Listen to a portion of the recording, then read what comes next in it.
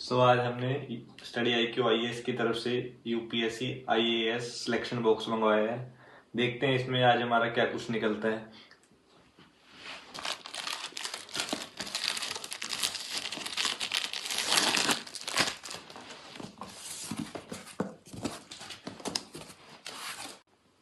सबसे पहले हमें मिली इंडियन इकोनॉमी की बुक। इस बुक में लगभग सारा डाटा दिया हुआ है और इस बुक की खासियत है कि ये काफ़ी इंटरेस्टिंग और सिंपल लैंग्वेज में बनाई हुई है। दूसरी बुक है हमारी एंशिएंट एंड मेडिवल हिस्ट्री की।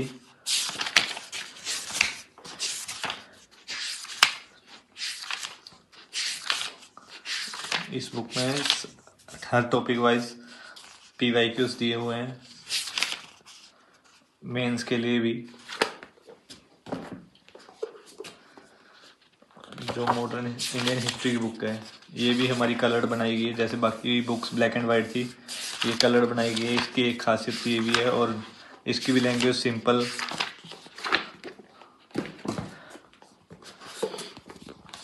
ये हमारी इंडियन एग्रीकल्चर की बुक है। इस बुक की खासियत है ये कलर्ड भी है और इसमें सारा का सारा डाटा दिया हुआ है। जैसे अगर कोई बेसिक से करना चाहता है तो उसके लिए। ये हमारी डिजास्टर मैनेजमेंट की बुक है। ये इंटरनल सिक्योरिटी की बुक।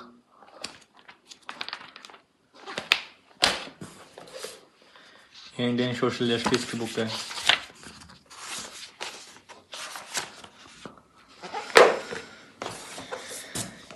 ये गवर्नमेंट्स इन इंडिया।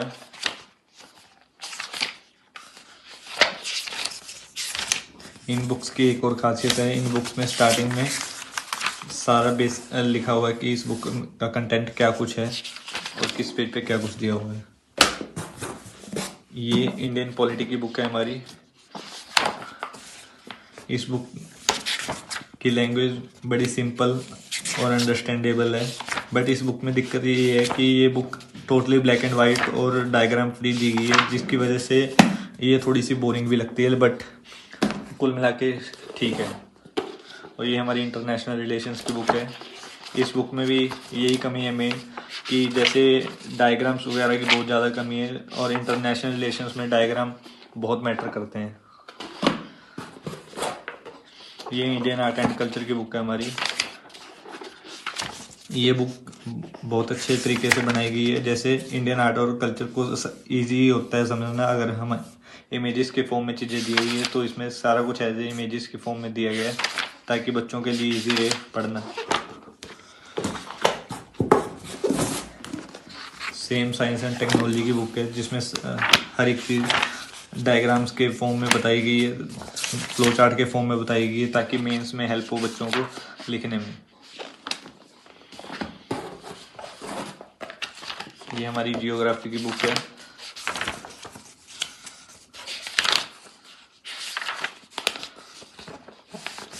हर एक चीज टॉपिक वाइज समझाएगी।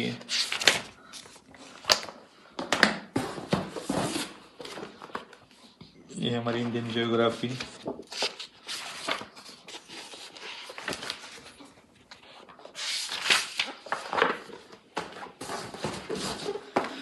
ये इन्वायरमेंट एंड इकोलॉजी की बुक है, जिसमें सारी चीज़ें टेबल के फॉर्म में बताई हैं ताकि इजी हो रिमाइंड करना चीज़ों को।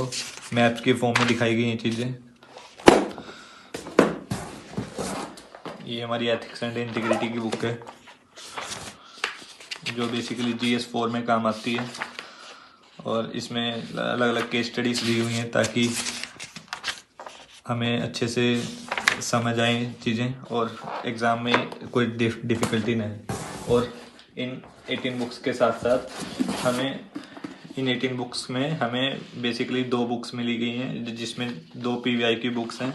इन PYQ बुक्स में हर एक टॉपिक वाइज PYQ दिए गए हैं। जैसे first basic of constitution chapter है, तो उसके PYQs हैं सारे। आगे उसके एक्सप्लेनेशन दी गई है सारी। और ऐसे आगे उसके आगे लेजिस्लेचर टॉपिक के सारे MCQs और उसके आंसर्स दिए हैं। ऐसे पिछले 14 ईयर के CSET के पेपर हैं इसमें। और इसके एडिशन में स्टडी IQ ने हमें दिया है एक नोटबुक नोट्स बनाने के लिए।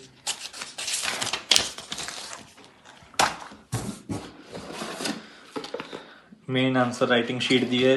ये एक तरीके सैंपल शीट है, जैसे UPSC में सैंपल शीट देता है एग्ज़ाम लिखने के लिए, सेम उसी तरह उसी पैटर्न में डिज़ाइन की गई है, ताकि हम पहले से फेमिलियर हो सकें कैसा UPSC का पैटर्न रहता है और कैसे हमें आंसर लिखना है।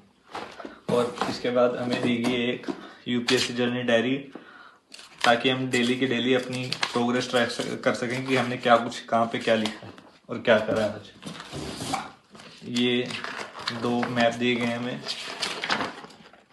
एक फिजिकल मैप ऑफ इंडिया ऐसे सिलेबस, और एक